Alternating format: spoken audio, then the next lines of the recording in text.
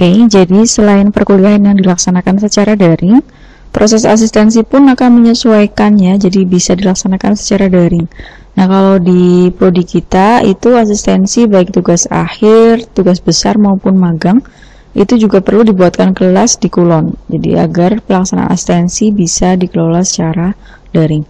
Caranya sama dengan perkuliahan daring. Yang pertama adalah kita membuat ruangnya dulu atau ruang kelas virtualnya. Jadi kita klik site home, lalu all courses, lalu kita bisa klik add new course.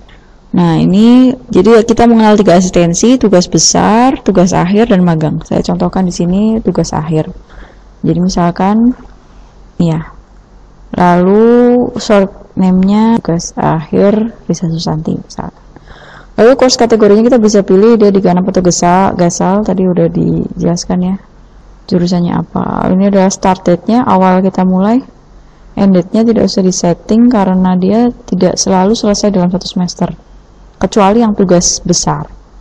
Nah, ini kalau untuk tugas akhir dan magang bisa lebih di disable saja.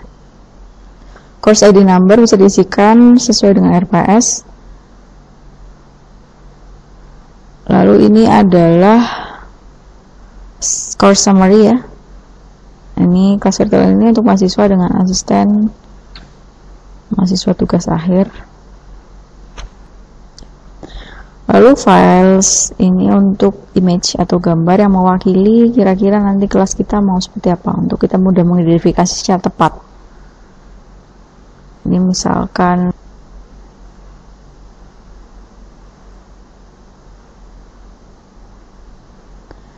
lalu selanjutnya adalah course format. Apakah Bapak Ibu menghendaki format mingguan? Jadi nanti akan bentuknya rutin tiap minggu.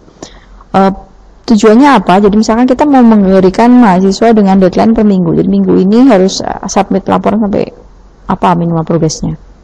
Atau bisa juga dibagi per topik. Jadi misalkan kalau di aplikasi tugas akhir ya, di bab 1, bab 2, bab 3. Jadi kita bisa menentukan sendiri.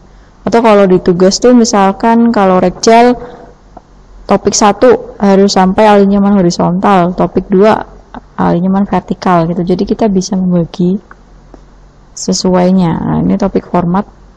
Jadi course-nya ini berdasarkan topik. Nah, ada berapa topik? Misalkan kalau tugas akhir 1, 2, 3, 4, 5, ada 5 bab. Nanti kita edit 5. Atau tadi kalau misalkan Bapak Ibu lebih nyaman dengan weekly format yang mingguan seperti yang awal, juga terserah. Silakan saja. Selanjutnya save and return. Nah, ini kelas kita sudah jadi. Ini TARZ. Tugas akhir, jadi nanti asisten mahasiswa bimbingan kita akan masuk di sini. Tugas akhir membimbing Risa Susanti.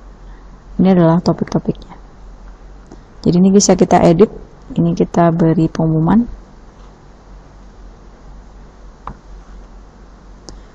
Lalu ini topik kita ganti bab 1 atau dikreasikan sesuai selera Bapak Ibu, monggo. Bab 2,